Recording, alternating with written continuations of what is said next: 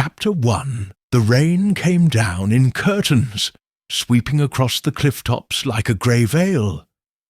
Wind battered the tall windows of Ravencliff Hall, a looming Edwardian manor perched on the ragged Dorset coastline. Isolated, cold, and surrounded by nothing but storm-tossed sea, the mansion seemed carved out of the very stone it stood upon. Inside, warmth flickered from the drawing-room hearth, and the sound of cutlery on porcelain echoed faintly from the dining-room beyond. 11 guests had gathered, each seated at the long oak table, dressed in black tie or silk gowns, awaiting a man who never arrived. The host, Alaric Venn, was missing. It had been his idea, a weekend retreat for old friends and curious newcomers, a curious blend of aristocrats, artists, scholars, and one very peculiar Belgian detective. They had all received identical invitations. "A storm is coming. Let us ride it together, as in old days." A.V. Yet now, with dinner cooling, candles guttering, and wine untouched, the seat at the head of the table remained conspicuously empty. Lady Rosalind Whitby, ever the sharp-tongued socialite, clicked her tongue. "This is absurd. Alaric may have fancied himself mysterious, but arriving late to his own supper is not one of his eccentricities." A soft voice floated in from the far end of the table. "Perhaps it is not fashionably late, madame, but tragically so." Hercule Poirot sat with his hands neatly folded on his lap, his moustache immaculate despite the damp evening.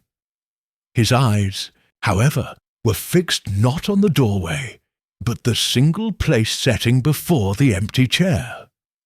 A glass of claret untouched, a linen napkin folded with military precision, and a small silver place card inscribed in delicate cursive, "Mr. Alaric Venn." "Perhaps," he added, "Monsieur Venn is not late at all. Perhaps he never intended to dine." "But he arrived this morning," protested Colonel Braxton.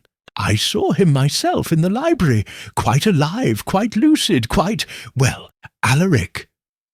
"And no one has seen him since?" Poirot asked calmly.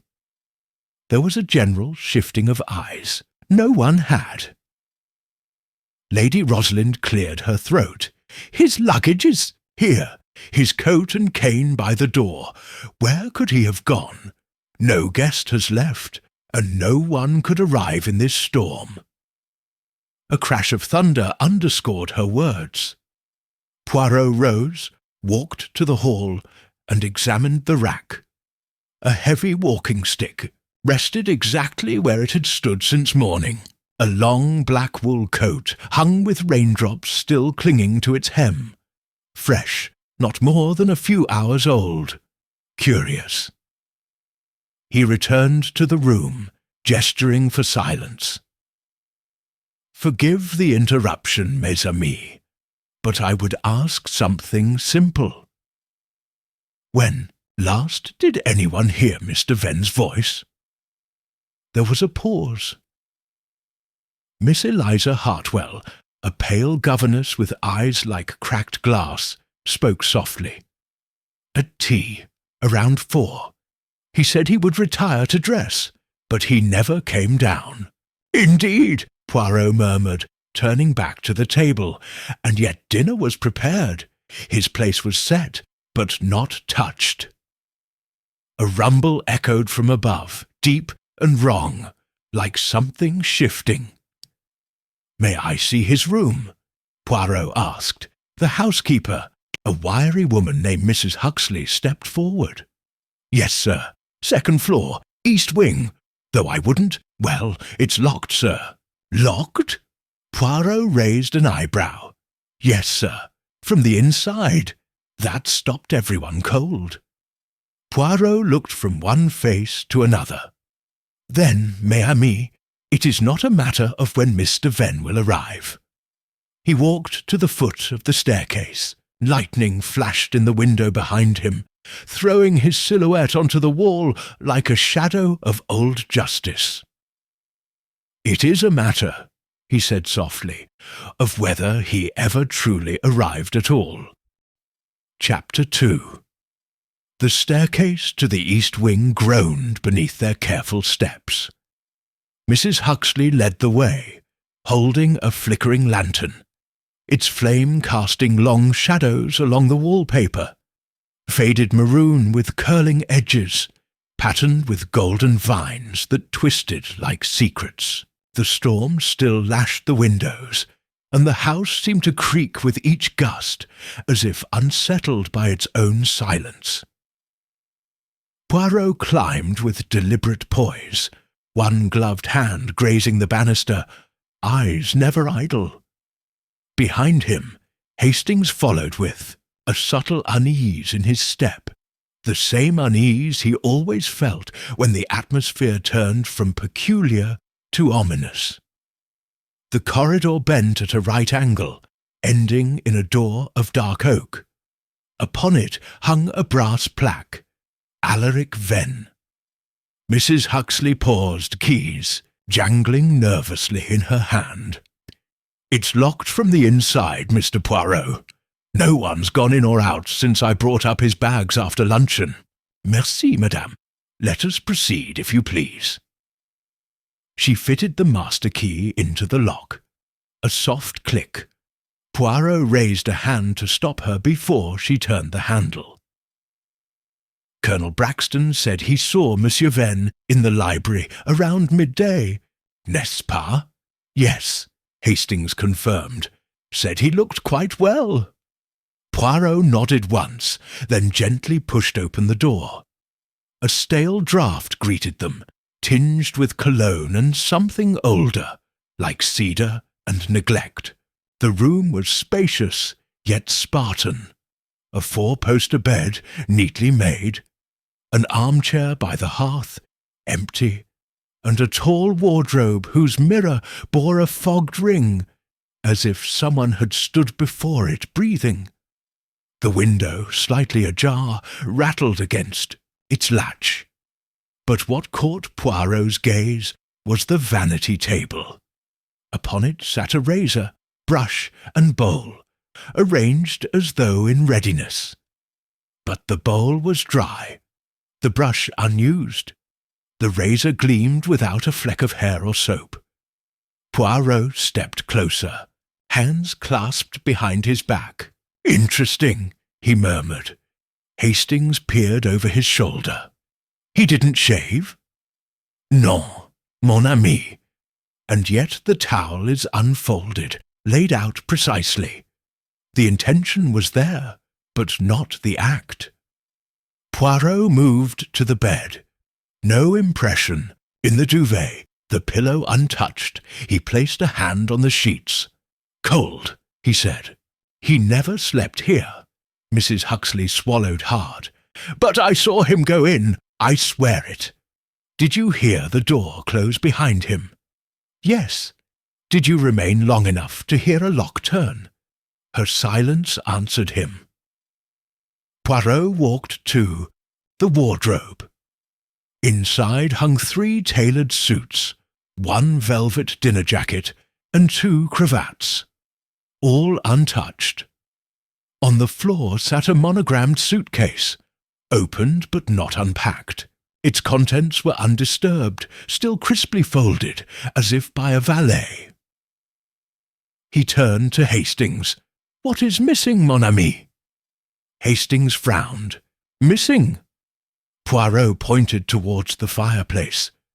"There are no ashes, no evidence a fire was lit, despite the chill. The glass on the nightstand is dry, and the pitcher untouched. Even the comb shows no trace of hair. Either Monsieur Venn is an apparition, or he was never truly here. But his coat was wet," Hastings said. "He must have been outside." Poirot's eyes narrowed. "Indeed, and yet there are no footprints in the hallway leading from this room. No damp rug, No trail of wetness at all. Mrs. Huxley spoke up. "There was one thing, sir. A letter." Poirot turned. "A letter?" "Yes, hand-delivered this morning, marked private. I placed it on his desk myself before luncheon. The desk was bare. You are certain it was not taken downstairs?" "Positive. He hadn't entered yet." Poirot walked to the window. Rain lashed against the glass, but the sill was dry, too dry. He touched it. No moisture, no dirt. Yet the window was open, mon Dieu, he whispered. "It is not only a disappearance, it is a staged presence. Someone wished us to believe Monsieur Venn was here when he was already gone." Hastings looked at him in disbelief. "But how? Everyone's been inside all day. Weather like this, no one could come or go." Poirot turned, his face shadowed by the dim light. "No one, Hastings, unless they never left." From the corridor came hurried footsteps. It was Lady Rosalind, her expression tight. "Mr. Poirot, you'd best come at once. There's something odd in the cellar pantry. The cook found it just now."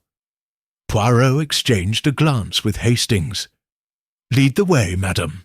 As they followed her down the winding staircase, past portraits whose painted eyes seemed to follow them, Poirot's mind worked silently.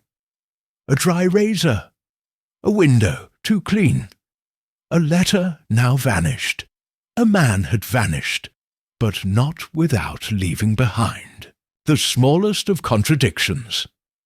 And to Poirot, it was contradiction that always led to truth. Chapter 3. The cellar beneath Ravencliff Hall was colder than expected. The walls, thick with moisture, exhaled an old scent, damp stone and salted air. Poirot descended the narrow stairway with care, his polished shoes clicking against each step, while Lady Rosalind led the way, a candle trembling in her gloved hand. "Forgive the theatrics, Monsieur Poirot," she said, glancing over her shoulder, "but cook refused to go back down alone." "And what was it she discovered, madame?" Poirot's voice was quiet, but expectant. Lady Rosalind hesitated.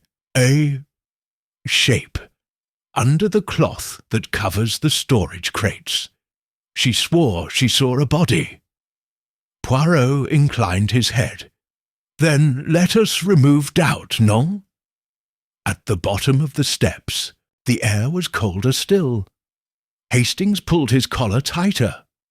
The cellar's low ceiling forced even Poirot to duck slightly. Shadows curled in the corners, and every sound echoed as though the walls themselves listened.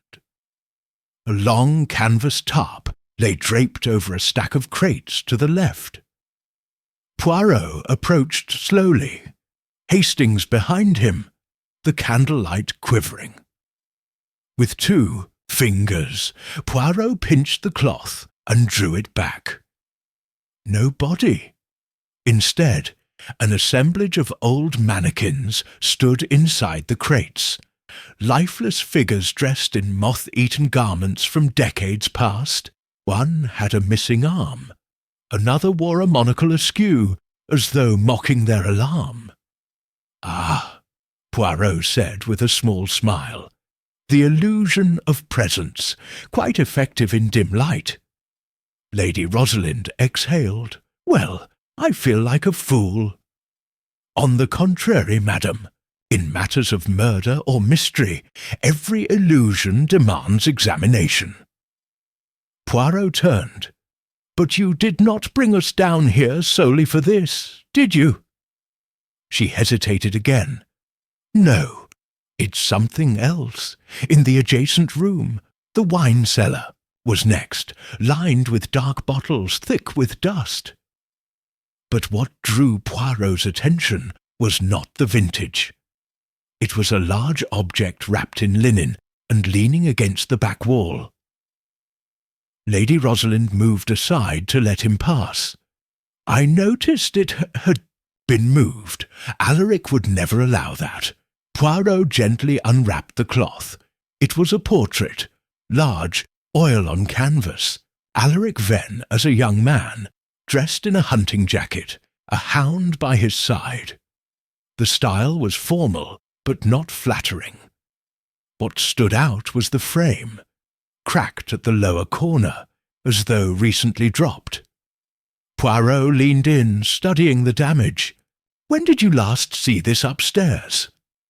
"In the parlour," she replied. "By the fireplace. It hung there for years. Now it's hidden in the cellar. Curious, no?" "Very." Poirot knelt. A faint scuff mark trailed from the floorboards to the wall, just wide enough for something large to have been dragged. He tapped the frame. Hollow. Carefully, he tilted the canvas forward. Behind it was a folded envelope tucked into the back frame. A wax seal, unbroken. Poirot removed it with delicate precision and examined the seal, a stylized V surrounded by a serpent eating its tail, an Ouroboros. Lady Rosalind stepped closer. "That's Alaric's private crest, used only on letters not meant for public eyes." Poirot's expression sharpened, and yet hidden, not delivered. He broke the seal. The letter inside was written in tight, angular script.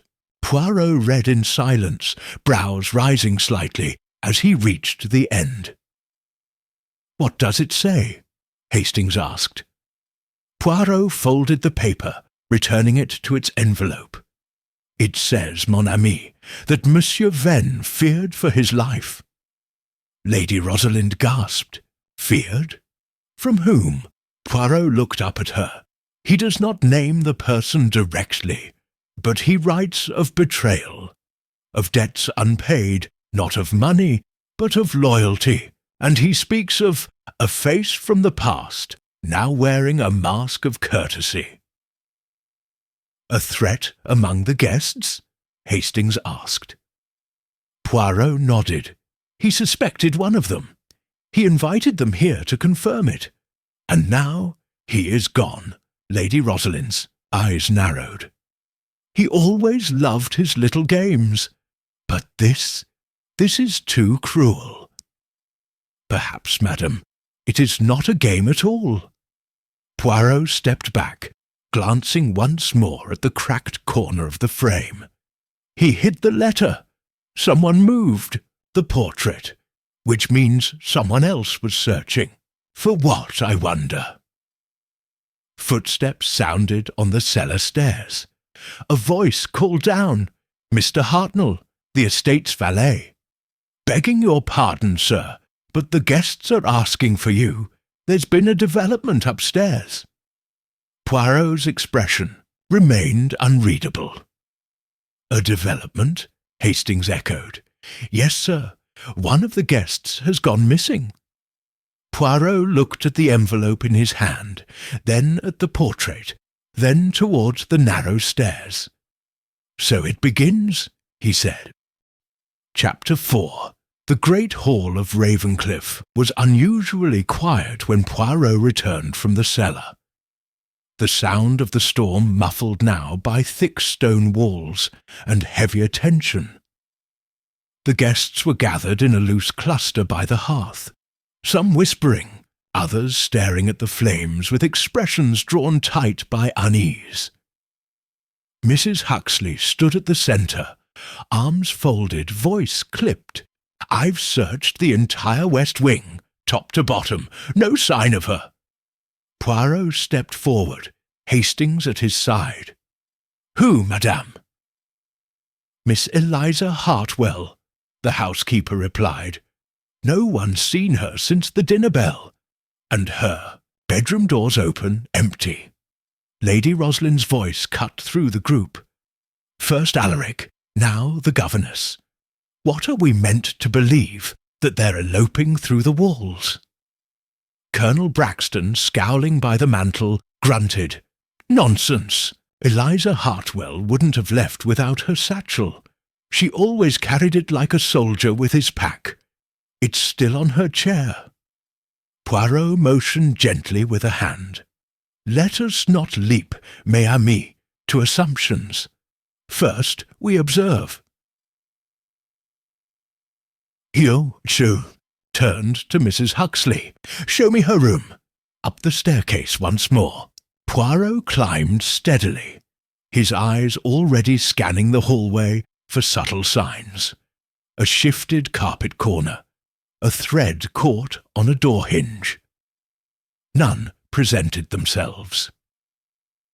Miss Hartwell's room was modest, located just past the linen cupboard. Inside, a narrow bed, an armchair, and a simple writing desk. A teacup sat on the saucer, still warm. Her handbag rested beside it. Poirot moved to the window. Locked, no sign of disturbance. The wardrobe stood ajar, her coat still hanging neatly.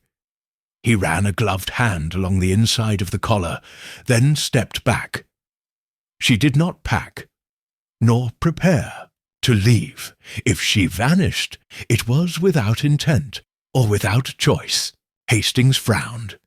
Then someone took her, or persuaded her to go. Poirot turned to the desk. A single sheet of notepaper sat there, blank, except for one thing.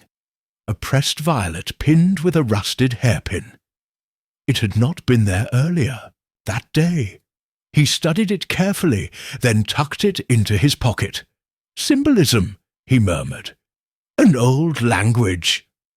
"Could it be a message?" Hastings asked. Poirot nodded. "A memory. Or a warning. Perhaps both." Lady Rosalind, who had followed them into the room, gave a low breath. "This is turning into a nightmare. If Eliza truly disappeared, then this house isn't safe."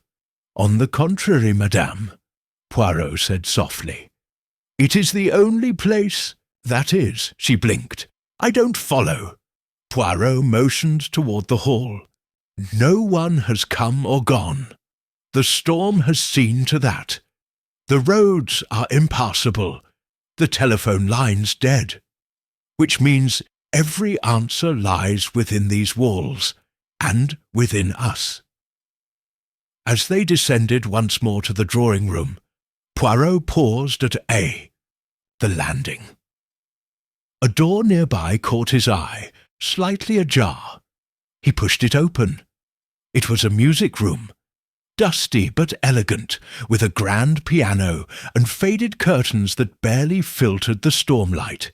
The room had not been used in some time. But one thing was out of place. A single piano key pressed down, weighted by a small brass ring. Poirot crossed the room, picked up the ring, and examined it. Inside the band, to EH, for patience beyond measure. AV, he closed his hand slowly around it. Lady Rosalind spoke behind him. "I didn't know Eliza and Alaric were close." "They were not, until they were," Poirot replied. "And secrets such as these are rarely new. They are merely discovered late." He turned back to the ring. "This was left here deliberately. But not for me, for someone else." From the hallway came raised voices. Poirot stepped out to see Mr. Quentin Vale, young, bookish, and constantly fidgeting, arguing with Colonel Braxton. "I only said she might have gone off to think," Quentin protested. "She's been jumpy all day." Braxton's face darkened. "And what would you know of her mood, boy?"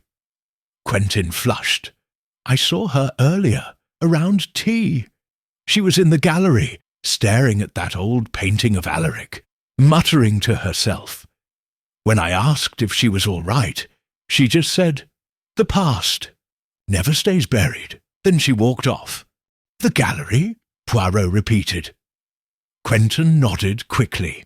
Top floor, northern wing. Poirot turned sharply to Hastings. We search it, now!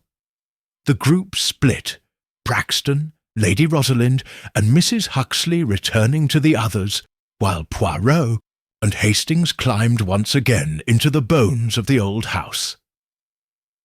The gallery was dim and cold. Faint moonlight spilled through skylights, revealing tall canvases lining the walls, generations of the Venn family, gazing outward with stern, judgmental expressions. Poirot's footsteps were near silent on the wooden floor. Then he stopped. Faint smear of something dark marred the floorboards beneath a painting of Alaric's grandfather. Poirot knelt. It was wax, deep red, candle wax perhaps, but not from the fixtures nearby. Beside it, nearly missed, was a torn piece of fabric, linen, a cuff, frayed at the edge. Poirot picked it up. He straightened slowly. "Hastings," he said quietly. "Miss Hartwell did not vanish." He turned toward the end of the gallery, where a tall mirror stood, cracked in its corner. She was taken, or worse, made to disappear. Poirot's gaze remained fixed on the reflection. But whoever staged this, they have begun a new game. Chapter 5. The morning after Miss Hartwell's disappearance arrived bleak and cold. Ravencliff Hall sat draped in mist, the sea beyond a ghostly suggestion through the windows. The storm had lessened, but the house itself now felt storm-tossed, its occupants adrift in fear, suspicion, and silence. Poirot stood by the breakfast-room window, untouched coffee cooling beside him. He was not watching the sea.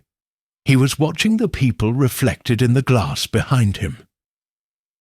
Lady Rosalind sipped tea, without tasting it. Colonel Braxton paced, boots heavy on the tile. Quentin Vale hovered near the fire, chewing his lip, and Mrs. Huxley stood by the door, stiff as a statue, her eyes scanning them all. None of them spoke of Eliza Hartwell. Poirot turned. "You are each waiting, are you not? For news, for resolution. But let me propose a question instead." The room stilled. Why was Miss Hartwell's disappearance preceded by a ring? A flower? A painting hidden in the cellar? These are not the signs of a vanishing. They are the breadcrumbs of something deliberate. Colonel Braxton scoffed. "You think she's playing games like Venn?" Poirot's eyes flashed. "No, Colonel. I believe she is the piece, not the player." He crossed to the table, where a tray of letters had been delivered earlier. The storm had delayed most post, but now a handful of damp envelopes lay atop the silver platter. Poirot picked one up. His name, written in a rushed hand, caught his eye. He opened it carefully. Inside, a single page. Typed, not handwritten. M. "Poirot, you are clever, but you are not quick enough. He was dead before dinner. She knew the truth. She tried to run. That was her mistake. Stay out of it, or another will vanish. There is no host, only a reckoning."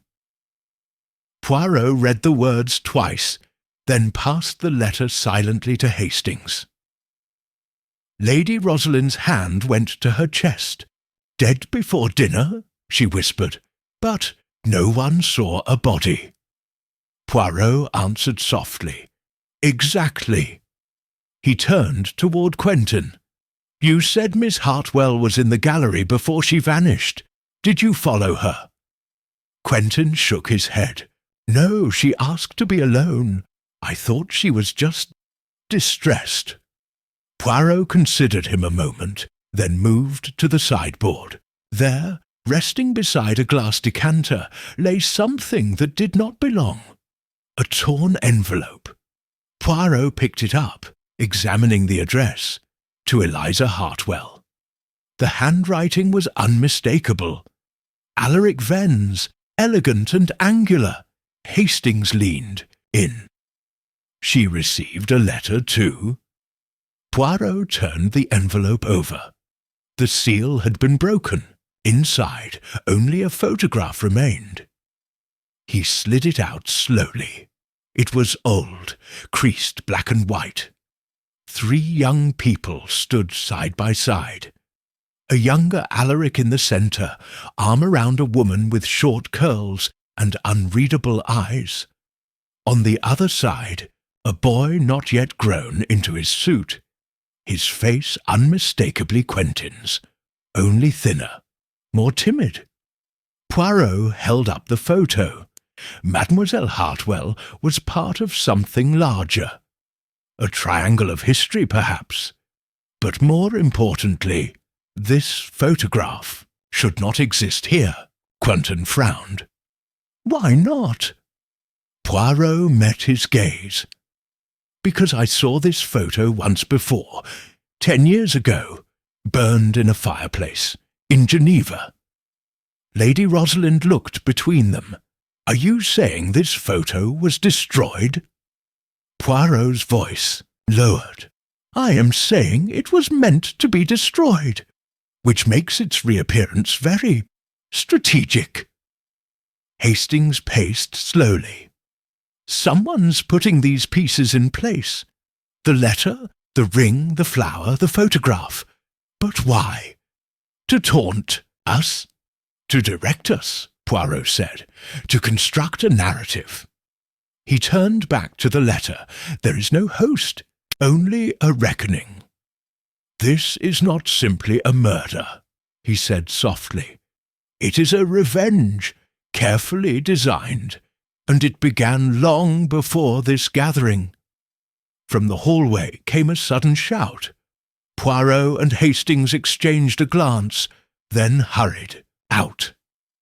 In the library, Mrs. Huxley stood pale and shaking, pointing to the far corner. The window, sealed yesterday, was now open. Rain puddled on the windowsill. And on the floor, just beneath the curtains, was a set of footprints, bare, small, and next to them, lying half-tucked beneath the armchair, was a child's toy, a carved wooden horse, worn smooth with age. Poirot knelt beside it. Lady Rosalind entered staring. That belonged to Alaric's son. Son? Hastings echoed. I thought he never married. He didn't. The boy died years ago. Poirot picked up the toy. Then someone has unearthed not just secrets, but ghosts. He turned it over. Scratched into the underside, nearly illegible. Tell the truth, or the child returns. Poirot looked up. We are no longer dealing in murder, he said. We are dealing in memory. Chapter 6. The wooden horse rested on Poirot's palm like a relic of grief. Small, hand-carved, its paint faded by time, the toy held a weight not physical, but emotional.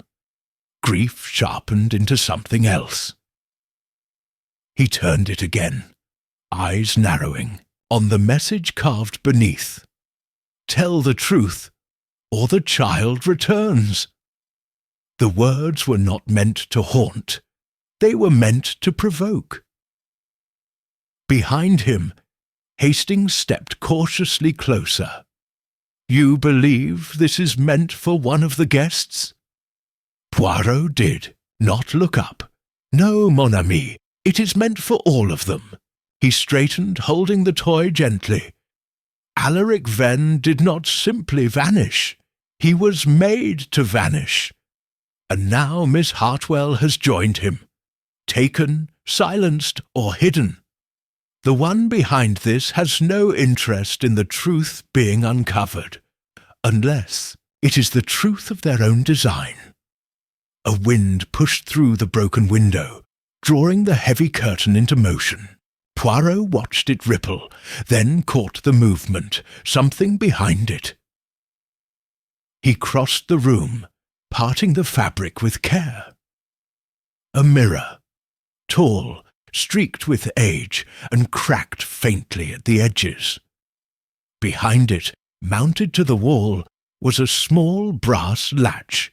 He examined it closely. "Interesting," Poirot whispered. He pressed the latch. A low click, and the mirror swung forward an inch, revealing a narrow cavity behind the wall. A secret passage, barely wide enough for one. "Ravenscliffe, it seems, has its own theatre," Poirot murmured. "And someone is watching from behind the curtain." Lady Rosalind entered behind them, her voice low. "That passage leads behind half the house. It was sealed decades ago. At least we believed so." Poirot gave her a glance. "And yet here it is, unsealed and recently used." He motioned to Hastings. "We follow." The air inside the passage was colder still, and thick with dust. Their lantern cast long, trembling shadows along the stone walls. As they moved, the sound of the storm faded into a muffled echo. This was a corridor meant for servants, for secrets, and now, perhaps, for threats. They passed narrow slits in the wall, peepholes designed for observation. Poirot paused at one, brushing away cobwebs. Through it, he could see the drawing room, empty. Another slit overlooked the parlour. Yet another, the gallery where Miss Hartwell was last seen. He turned to Hastings. "You see, mon ami, our criminal does not simply act. They watch, they stage, like a playwright crafting scenes for an audience of one." Hastings frowned. "And the audience is us?" "No, the audience is the past. The crime is not vengeance alone. It is performance." Ahead, the passage turned sharply. They followed it until it emerged behind a panel in the guest lounge, one of the older rooms, rarely used. Poirot pressed lightly, and the panel swung open with barely a sound. They stepped through. The lounge was empty, except for one thing. On the coffee table a photograph had been placed. Not dropped, placed. Poirot picked it up. It was the same trio. Alaric Venn, the woman, and the young Quentin. But this time someone had drawn a red line through the woman's face, scratched into the edge of the photo. She saw. She lied. Poirot studied it, then turned slowly as Quentin. Vale entered the room behind them. His voice trembled. "I didn't do that." Poirot didn't respond at first. He merely studied the young man, his shoulders hunched, his shirt wrinkled, his hands fidgeting. "You recognize her?" Poirot asked quietly. Quentin hesitated. "It's my sister." Poirot nodded once. "The woman who drowned in Venice under questionable circumstances." Quentin looked away. Alaric blamed himself, said he wasn't there in time. And Miss Hartwell, she was the companion on that trip, Quentin admitted. She was supposed to watch over her, but they fought that day. My sister left the hotel alone. She never came back. "And the child?" Poirot asked. Quentin blinked. "What child?" Poirot stepped forward. "The wooden horse, the toy from the library. It belonged to the boy who followed your sister. Into the water, some say. A story buried, a child forgotten." Quentin swallowed hard. There was no child, just stories, rumours. Poirot's gaze sharpened. "Rumours, monsieur, have a habit of growing roots." He turned the photograph over. On the back was a single name, written in faint ink, Marina. Poirot's voice dropped. Marina Vale, your sister, the woman who drowned, the woman someone believes was silenced, and now they want someone to pay. Quentin took a step back. You think I brought the photo? That Poirot held up a hand.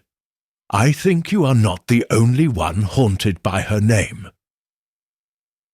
Sudden crash echoed from upstairs. Poirot's eyes narrowed. Come, he said, moving swiftly toward the hallway. That was the east wing.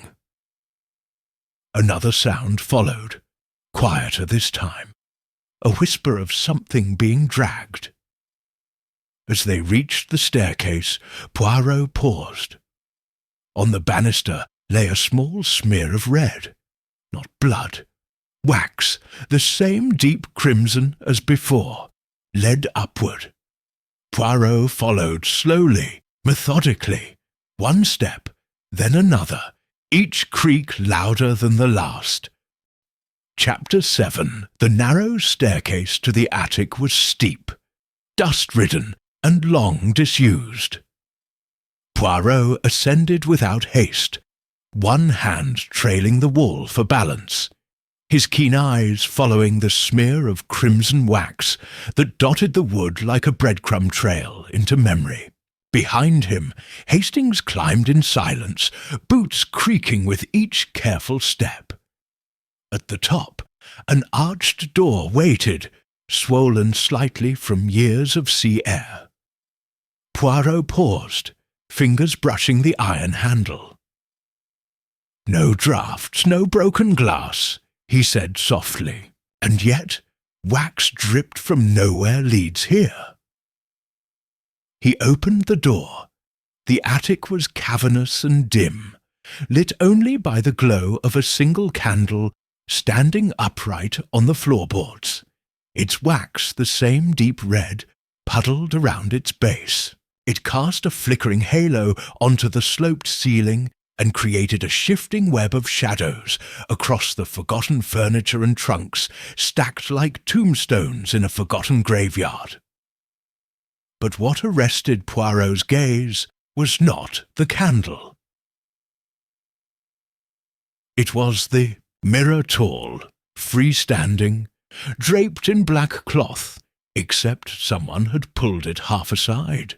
The reflective glass, cracked down the centre, stared back like an accusing eye. He moved forward slowly. The floor creaked beneath his shoes. On the far wall hung portraits, less formal, more intimate than those in the gallery. Watercolours, sketches, a child in each, the same boy, aged differently in each frame. Brown curls, grey eyes. The child, Poirot said, barely above a whisper. The one lost in Venice. Hastings approached the candle, frowning. It was lit recently. Poirot knelt beside the wax. His fingertips hovered over the hardened pool. Still warm. 10 minutes, no more. Someone wished to lead us here, but not meet us. He glanced around.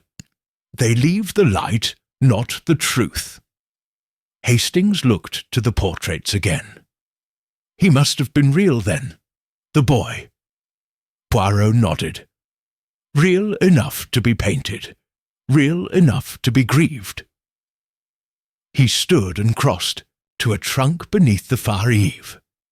The lock was rusted, but the lid gave with a reluctant groan. Inside, neatly arranged, lay papers, letters, birth records, and a faded passport. Poirot lifted one document and unfolded it slowly. Etienne Venn, he read aloud, born in Geneva, travelled with Alaric and Marina Vale 2 years before. The drowning. He turned to Hastings. The boy was not Alaric's son. He was Marina's, illegitimate, hidden from society. Hastings's eyes widened. Then the story was true. A child followed her to the water that day. Poirot's jaw tightened and drowned alongside her, but no official record of his death. No grave, no mention after the incident, as if he had never existed. He closed the folder and returned it to the trunk with reverence. A secret buried too cleanly, murmured. The candle flickered violently. A gust? No, the air was still. Poirot's gaze snapped to the mirror. The black cloth twitched. He stepped forward and, with a steady hand, pulled the fabric aside. No reflection met him. Instead, the mirror revealed another narrow doorway, built behind it. A hidden arch cut into the panelling, leading into a smaller room cloaked in near-total darkness. Poirot turned. "The Watcher's chamber," he said, "or the ghost's." He stepped through. The room was barely larger than a cupboard. Dust choked the air. In its centre stood a small wooden stool, and on the stool a silver locket. Poirot opened it gently. Inside, 2 photographs. On the left, Marina Vale. On the right, a child. Underneath, scrawled on the inside of the lid, "They let her die." "They do. Let us drown." Poirot stood in silence. "Someone is living here," Hastings whispered behind him. Poirot nodded. "And not only that, someone is mourning." He replaced the locket and stepped back into the attic, studying the candle once more. "It was not placed to guide us, Hastings. It was placed to mark the room, as if a ritual were beginning." Hastings turned. "Do you think Eliza Hartwell is Poirot?" Raised a hand. "I do not think. I suspect. And suspicions, mon ami, are the thin edge of the blade." He glanced back at the mirror. Someone is staging grief. Someone is orchestrating vengeance, not from logic, but from loss. He turned to the attic door. And if the wax trail began here, then its end must be somewhere else. Come. As they descended, Poirot's thoughts ran ahead of him. The photographs, the child, the messages carved and scratched and left behind like offerings. Someone had lived in the walls of Ravencliff, not for hours, but for years. And now that someone had stepped into the light when they reached the main floor again, Mrs. Huxley met them in the foyer, her face pale. She held something in her hand, a set of keys, rusted and familiar. "They were found outside Eliza's door," she whispered, "tied together with black ribbon. And this." She passed Poirot a single playing card, the Queen of Hearts, drawn across the card in thick black ink. "Next comes the liar." Poirot studied the card, then looked up slowly. "Then we must find the liar," he said, "before the curtain falls on another disappearance." Chapter 8. The Queen of Hearts lay on the drawing-room table like a silent accusation, the inked warning across her face curling at the edges. Next comes the liar. Poirot stood over it, hands clasped neatly behind his back. The ribbon that had tied it to the keys, black satin frayed, rested beside it like a mourning band. No one spoke. Colonel Braxton, arms folded and jaw tight, stared at the card as if it might move again. Some child's prank, trying to stir us all up. Poirot raised a brow. "Non, Colonel, this is no prank. This is theatre." He glanced at the assembled guests, all present, all watching each other. Quentin Vale stood by the fireplace, chewing at his nail. Lady Rosalind, composed but pale, held her teacup a touch too tightly. Mrs. Huxley lingered near the hallway, eyes sharp. Only two were missing, Eliza Hartwell and Alaric Venn. "I must ask you," Poirot began, "to answer plainly and without evasion. Did any of you place this card at Miss Hartwell's door?" Silence. Poirot walked slowly past the table, each step deliberate. "No one. Très bien." He turned to Lady Rosalind. "You knew Alaric well, madam, better than most. Did he ever speak of regrets?" She blinked. "Alaric? He lived off regrets. He just didn't show them." "Specifically, regrets tied to Venice." Her fingers tightened on the cup. "I never spoke to him of that. But you knew," Poirot said gently. "You knew about Marina, about the boy." Lady Rosalind hesitated. "Then, yes." "How?" Hastings asked. "She told me," she replied. "Marina, the night before the accident. She was afraid. She said someone was watching her, said she felt followed. I thought it was guilt or drink. I didn't believe her." Poirot nodded slowly. "And Miss Hartwell?" She blamed herself. She always did. Marina begged her to come swimming that morning. Eliza refused, said she was tired of being a chaperone. Her voice lowered. She never forgave herself. Poirot moved next to Quentin. "And you, monsieur? What do you remember?" Quentin's voice trembled. "I wasn't there when it happened. I arrived a day later. I never met the child, only heard whispers." "Yet you carry guilt," Poirot said quietly. Quentin looked away. "I carry loss." Poirot's gaze swept the room. "Someone," he said, "has been staging reminders of that day. The ring, the locket, the photographs, the candle, this card, each left deliberately, not where they belong, but where they wound. Colonel Braxton exhaled. So what do you suggest, Poirot? That one of us is doing this to themselves?" "No," Poirot replied. "I suggest one of you is doing it to everyone else." He stepped toward the fireplace, where a low table held a scattering of books. He lifted one, Othello, and removed a piece of parchment tucked inside. It was another card, not a playing card, but a handwritten list. Names: Alaric Venn, Marina Vale, Eliza Hartwell, Quentin Vale, R. Whitby, Huxley. A line drawn through Marina's name. Another faint line through Alaric's, and beside Eliza's, half erased, as though indecisive, Poirot held it up. A reckoning, yes, but also a script. Lady Rosalind stepped forward. "You're saying the killer wrote this?" "I am saying the killer wrote it before the crimes began." He moved closer. "Murder by rehearsal. And the curtain is not yet down." A knock interrupted them. Everyone turned. It was Hartnell, the valet, standing in the hallway with his cap in his hands. "Begging your pardon, sir, but something's been delivered.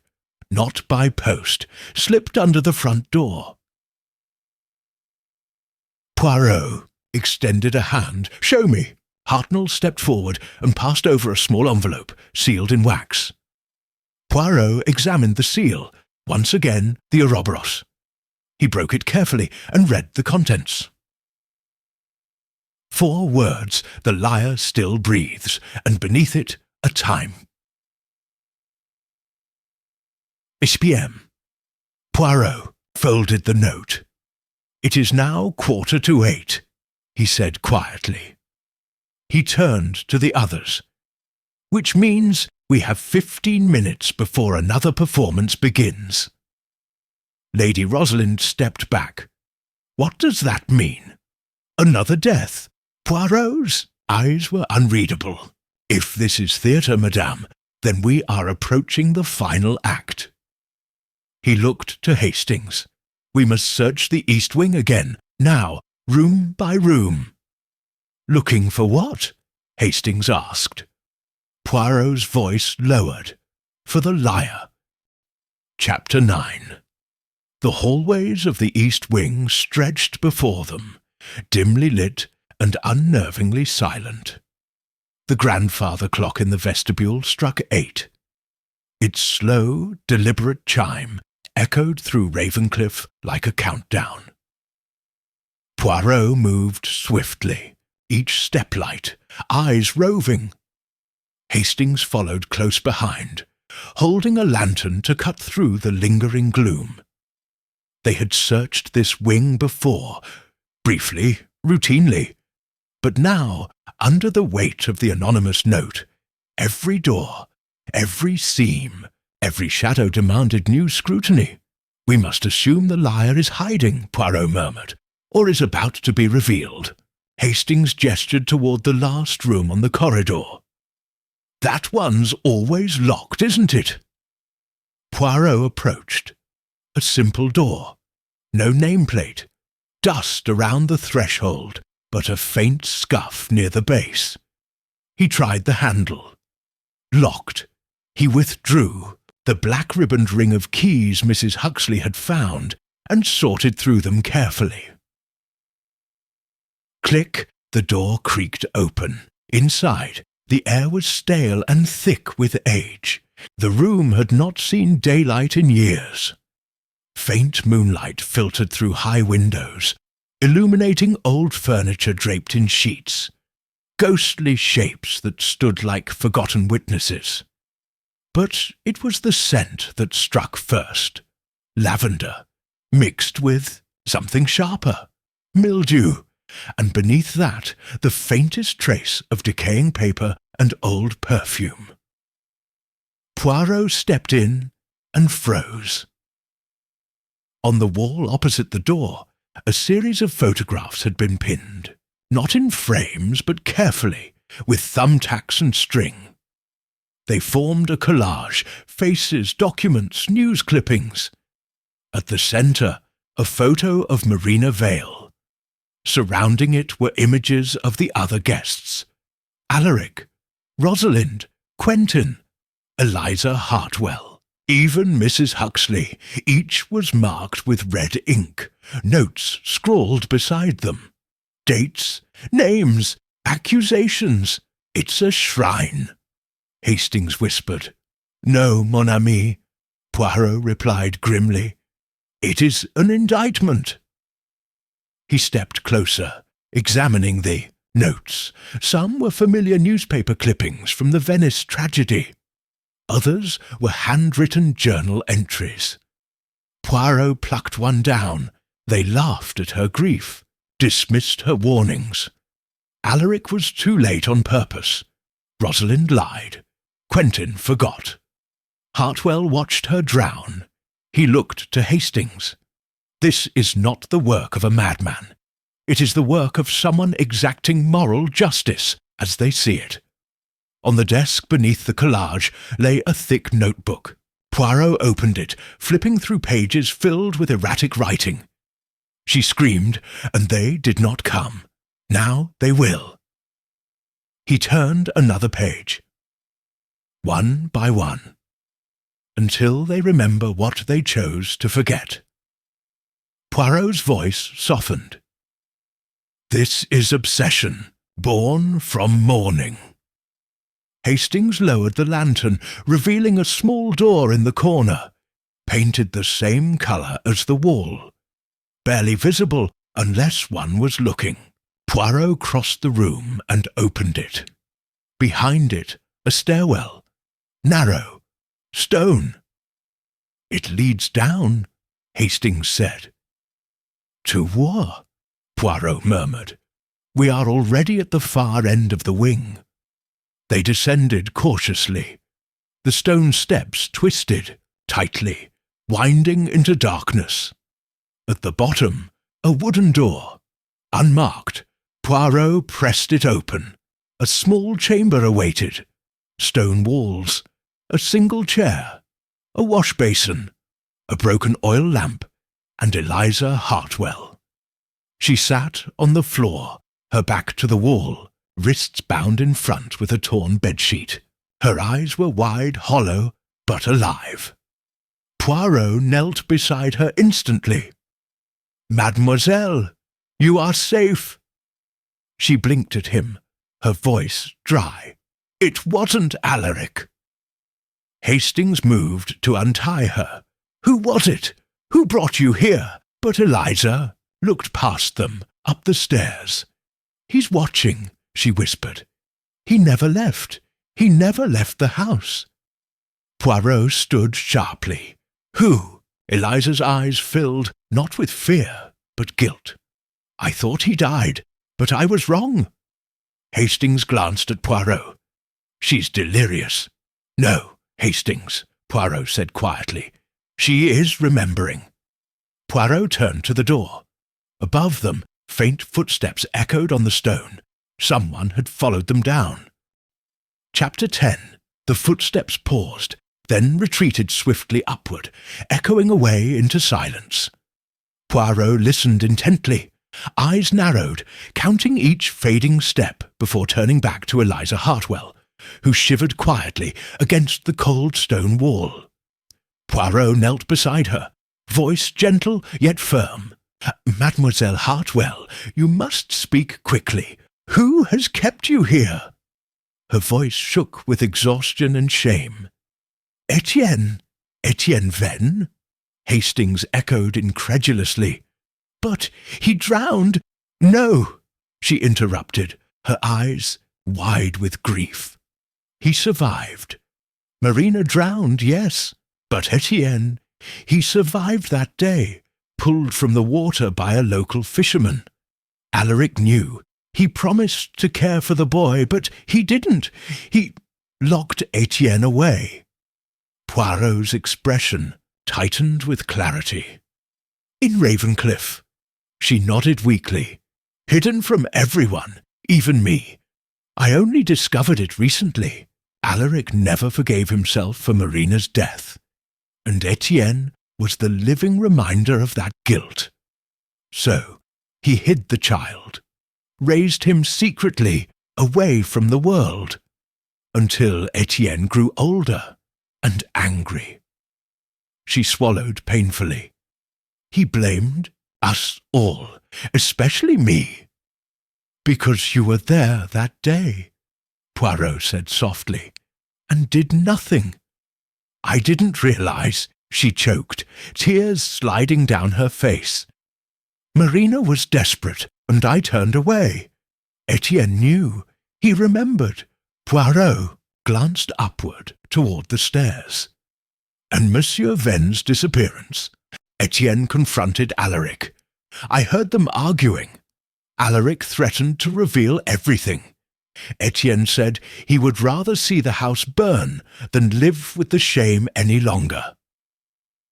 Poirot rose swiftly. "Come, we must leave this place," helped Eliza to her feet, Hastings at her side, steadying her carefully. As they ascended the stairs, Poirot remained alert, each shadow deepening his caution. They emerged quietly into the hidden chamber above, but the photographs and notes were gone. Poirot stared at the blank wall, now bare, punctured only by abandoned thumbtacks. His eyes sharpened. He returned even now, removed his accusations. Eliza paled further. "He's erasing it all. He wants to vanish completely, taking us with him." Hastings drew closer. "You think he plans harm?" Poirot nodded slowly. "This is no longer about justice. It is about escaping pain by removing every reminder of it." They hurried from the room, moving quickly back through the corridor. As they reached the main landing, they heard voices rising in panic from below. Poirot quickened his step. In the great hall, guests had gathered once again. Colonel Braxton was pacing furiously, Lady Rosalind clutching her shawl, Mrs. Huxley staring blankly. Quentin Vale stood near the doorway, visibly shaken. Quentin spoke first. "Etienne, he's alive, all this time." Poirot faced him sharply. "You knew of him?" Quentin hesitated, only in whispers. "My sister wrote of a boy, but we thought he died. Alaric swore it." Poirot's eyes glittered.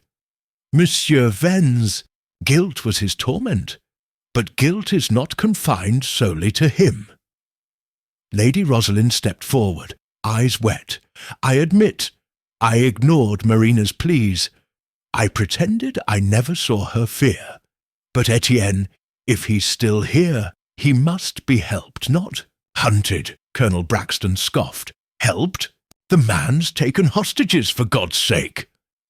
Poirot raised a hand to quiet them.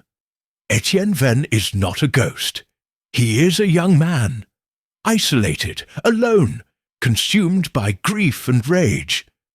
And now," Poirot paused, glancing around, "he is desperate." Sudden creak echoed from above. Everyone turned sharply toward the staircase leading upward. A voice came quietly from the shadows, desperate enough to end this. Etienne stepped slowly into view. Young, gaunt, eyes darkened by isolation. He held a small revolver loosely in one hand, but it trembled visibly. Poirot moved cautiously forward. "Etienne, this will not end your pain." Etienne's voice cracked. "You think I chose this? Locked away, forgotten, mourning alone? Alaric built this tomb. He buried Marina's memory and mine with her. I won't let him rest easy." Poirot's gaze never wavered. "Monsieur Venn has already paid. Your justice cannot change that." Etienne laughed bitterly. "Justice! You think this was justice? No, this was punishment. For them, for all of you who forgot. But now I have nothing left." Poirot took another careful step forward. "But you are wrong, monsieur. There is always something left. The truth." Etienne's eyes wavered, filling briefly with anguish, before settling into cold resolve. "The truth. The truth died long ago in Venice," he whispered. "You are all liars, and liars deserve silence."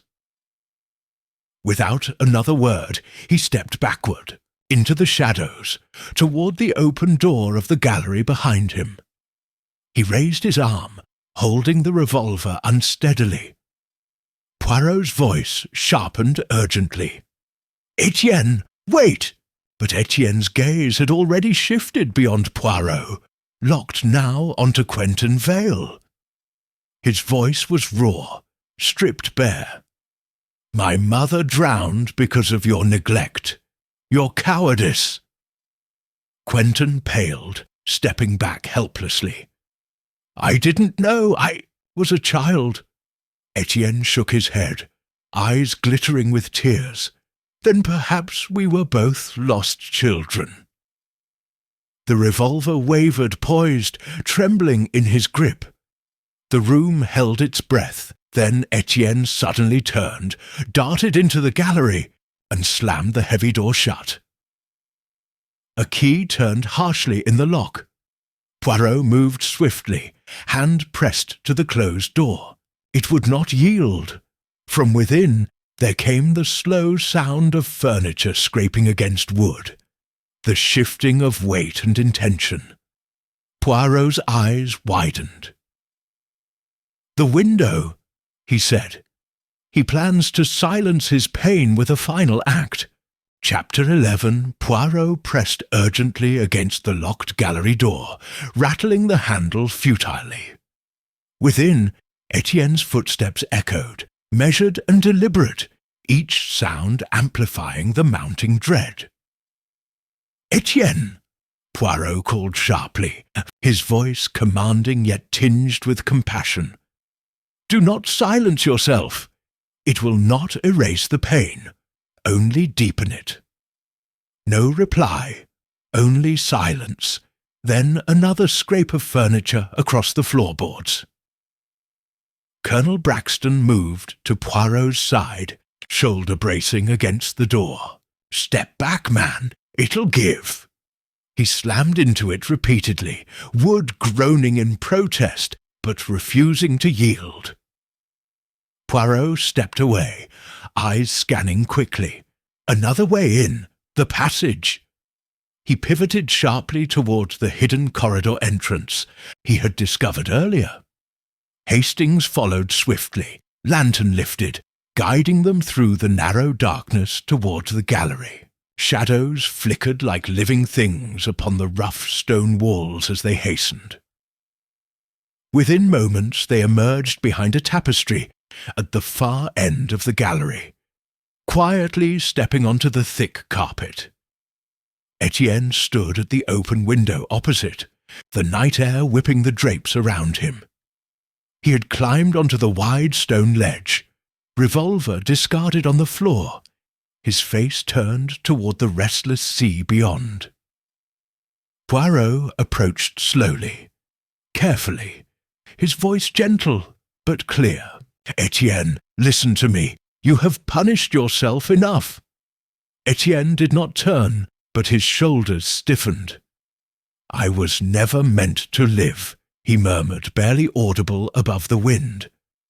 "My death was arranged that day in Venice.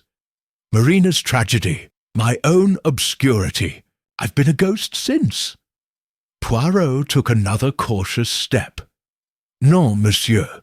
You were a child lost to tragedy, yes, but your story does not have to end in sorrow." Etienne finally turned, eyes hollow with weariness. "It was Alaric who buried me, hid me away to hide his shame. If I lived, the world would have seen his failure. I've been dead longer than Marina, forgotten long before I chose to vanish. But you are here now," Poirot said softly, "and Marina's memory is alive in you. Do not extinguish it." Etienne wavered, eyes brightening with unshed tears. "Then what becomes of me? I am nothing but the past's reflection. I have no life beyond these walls." Poirot's gaze held firm. "Then step away from that ledge. Let truth, not tragedy, guide your next step. There is no justice in silence." Etienne hesitated. His body leaned towards safety, then halted. His eyes flickered behind Poirot. A quiet footstep echoed from the tapestry. Poirot turned swiftly.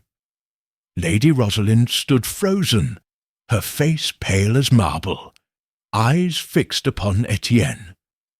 "Forgive me," she whispered. "Forgive us all."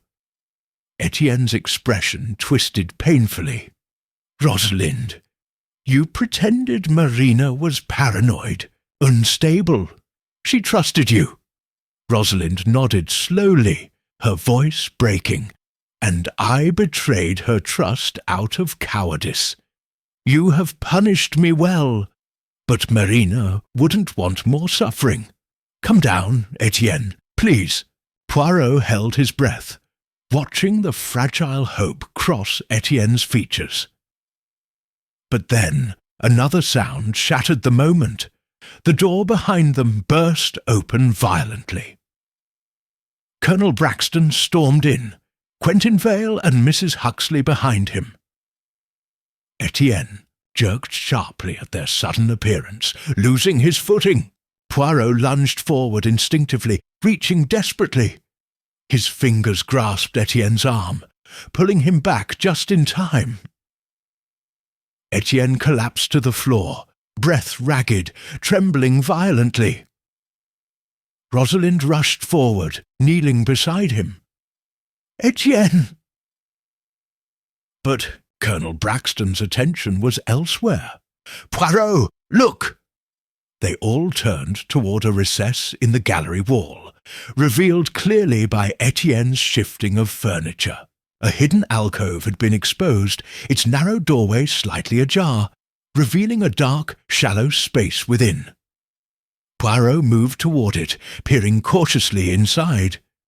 There, slumped silently against the wall, was Alaric Venn, lifeless. His eyes closed peacefully, hands folded neatly upon his chest. Beside him lay a small vial. Empty, the stopper carefully replaced. Hastings's voice shook. "He was here all along." Poirot's tone was sober. "He never vanished. He withdrew. Etienne confronted him, yes, but it was Alaric himself who chose silence. Rather than face exposure, he took poison. His final act of concealment." Etienne's face twisted in shock and sorrow. "I didn't know." Poirot turned gently toward Etienne. "The pain of this house runs deeper than revenge, mon ami. Alaric's guilt, your grief, this is what silence creates." Colonel Braxton exhaled sharply. "So, it's done then." Poirot shook his head slowly. "Non, it is understood, but never truly done." Etienne's eyes rose slowly to meet Poirot's. "What now?" Poirot offered him a gentle hand. "Now, you step into the world. Let the truth be your guide, not vengeance." Etienne hesitated, only briefly, then accepted Poirot's hand. He rose unsteadily, eyes cast downward. Poirot turned to the others. Alaric Venn created a secret to hide his shame, and that secret nearly consumed Ravencliff. But no more. He paused, studying each face carefully. The lies must end here. Etienne's existence and Marina's tragedy must be acknowledged openly, for silence has brought nothing but grief. Rosalind nodded solemnly. Quentin looked away, stricken. Colonel Braxton simply stared at the floor, finally subdued. Poirot drew a careful breath, turning again to Etienne. "But before we leave this room, tell me clearly, did you send the threats, the cards?" Etienne's gaze wavered. "No," he whispered. "I left the tokens, the photos, the candle, the toy, hoping they'd confess. But the letters, the threats, I never wrote those." Poirot's eyes sharpened instantly. Then another hand was playing alongside yours. From below, the distant sound of hurried footsteps echoed in the main hall, someone fleeing swiftly from Ravencliff. Poirot moved quickly to the window. Outside in the shadowed grounds, a figure slipped into the night, rushing towards the cliffside path. Poirot's voice hardened urgently. "The second player reveals themselves, mes amis, and this final act is theirs." Chapter 12. The path along the cliffside was narrow, carved roughly into stone, with the sea churning violently below. Moonlight fractured on waves, casting ghostly ribbons of silver onto the fleeing figure, now struggling through rain-slicked stones. Poirot moved swiftly but carefully, his breathing steady, eyes sharp in the dimness. "Stop!" he called firmly into the wind. "There is nowhere left to run, madam." Ahead, Mrs. Huxley paused abruptly, turning slowly. Her expression was one of bitter resignation, caught between despair and defiance. Poirot halted several feet away, hands raised calmly. "You planned your escape wisely, but vengeance always leads to this moment. The truth." She trembled visibly, rain streaking her pale face. Vengeance? No, it was justice, monsieur. For Marina. For Etienne. Poirot shook his head gently. Non, madame. Justice does not threaten and abduct. Justice does not deceive or manipulate. Your letters, the playing cards, the warnings, they were not justice. They were terror. Mrs. Huxley's voice rose sharply. And what of the terror Marina felt? Ignored. Dismissed. Alaric, Rosalind, Eliza, they buried the truth to save themselves. Etienne suffered alone. Hidden. Someone had to punish them. Poirot stepped closer, his tone soft but unyielding. But you, madame, you were not there, in Venice. Why carry their guilt? She lifted her chin, defiant despite tears. Because Marina was my niece. She wrote me desperate letters, begging for help, and I hesitated. I doubted her. Poirot's eyes softened slightly. A hesitation you never forgave yourself for. She nodded slowly. When I learned Etienne had survived, that Alaric imprisoned him, I swore to expose them all. Etienne deserved his life back. They deserved punishment. Poirot inclined his head solemnly. Yet your vengeance nearly destroyed the very man you wished to save. Mrs. Huxley's voice wavered. I didn't want Etienne hurt. I wanted them to confess. Alaric's disappearance was his own doing, but it presented an opportunity. If I could frighten the others, make them speak. Poirot's voice sharpened, firm yet gentle. Instead, you drove Etienne further into despair. Your messages pushed him closer to tragedy, not truth. She lowered her gaze, defeated. I never meant. No, madame, Poirot said quietly. Vengeance blinds. It does not heal. Bore. Behind Poirot came hesitant footsteps. Etienne approached slowly, uncertain, Hastings guiding him carefully over the slippery rocks. Etienne's voice trembled. You wrote the threats, Mrs. Huxley.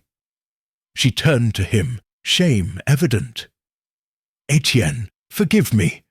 I believed I was doing what Marina would have wanted. I wanted justice for you both.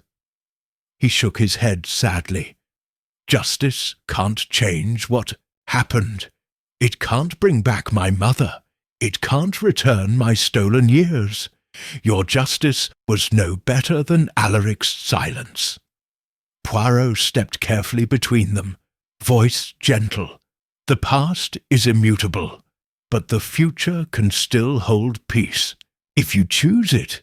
Mrs. Huxley looked out to sea, breath shuddering. But what future is left, monsieur? Poirot's reply was compassionate. One built on truth, not vengeance. The truth liberates, madam. Lies and anger only imprison further. She hesitated, then finally nodded, stepping away from the cliff's edge.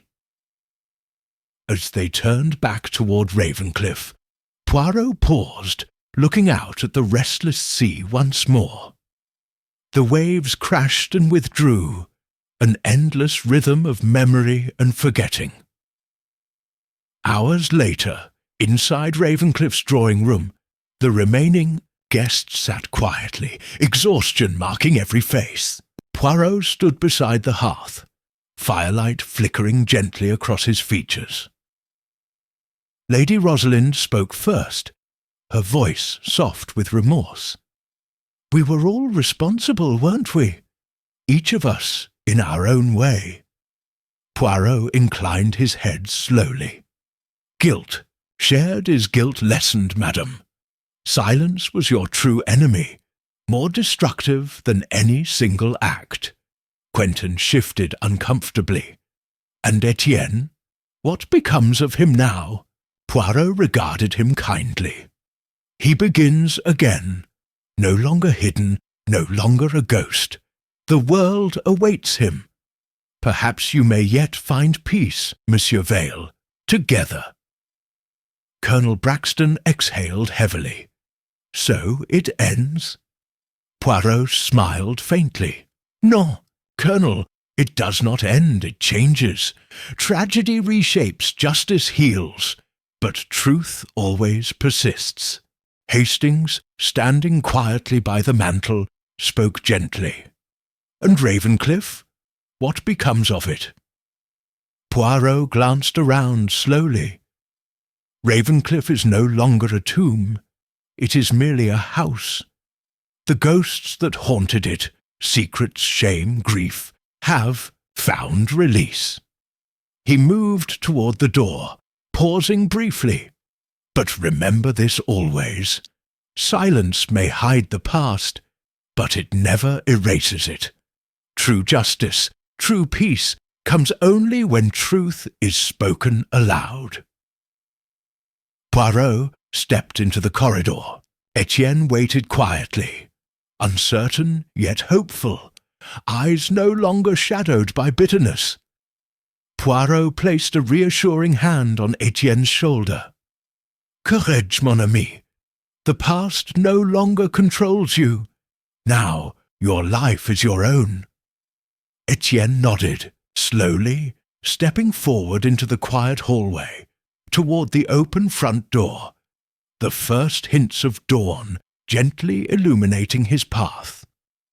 Poirot watched him go, thoughtful. Beside him, Hastings quietly remarked, "It's remarkable, isn't it, Poirot? How long the truth can remain hidden." Poirot's eyes narrowed thoughtfully, gazing into the early light. "Indeed, Hastings. But remember this. However deep it is buried, truth always surfaces in the end. It does not vanish. It waits." And with those quiet words, Poirot stepped out into the morning, leaving Ravencliff behind him, its secrets finally at rest.